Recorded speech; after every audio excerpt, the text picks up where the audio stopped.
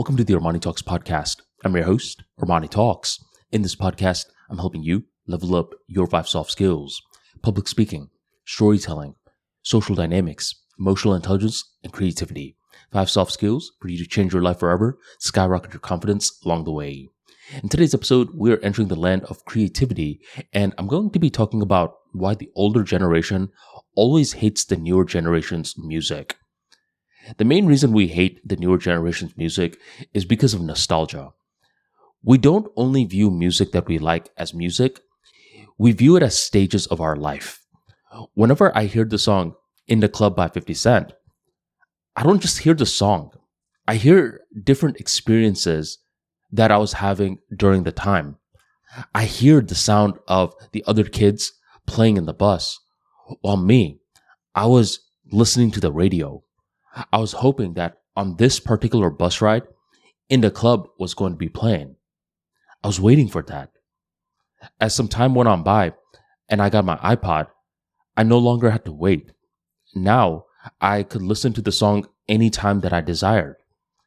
Music was a friend to me in that bus ride because everyone else had friends besides me.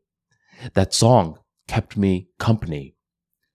So whenever I hear In the Club by 50 Cent, it's not just the music. It's nostalgia that gets activated, and that nostalgia makes me biased towards the music. For the newer generation's music, I don't have that same nostalgia. And since I don't have the same nostalgia, I will be way more practical when evaluating the art. The reason that we don't like the newer generation's music is because we're just being a little too practical. That's one issue. And the second issue is that it's stylistically different. From my era, I would say a lot of the rappers, you could actually understand their lyrics. That was the purpose of rap.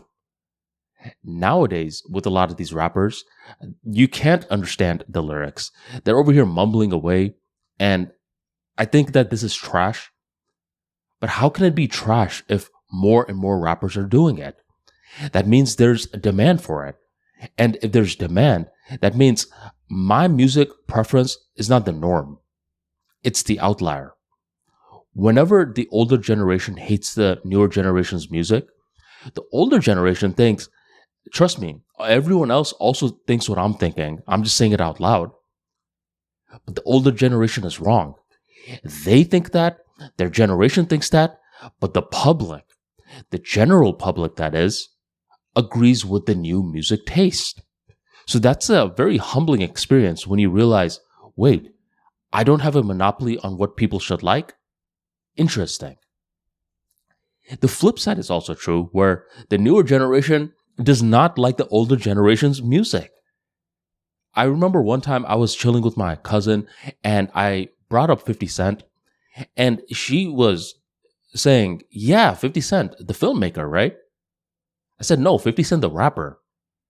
And she couldn't believe it. Wait a minute, 50 Cent used to rap? Wait, you didn't know 50 Cent used to rap? Girl, sit down and let me put you on.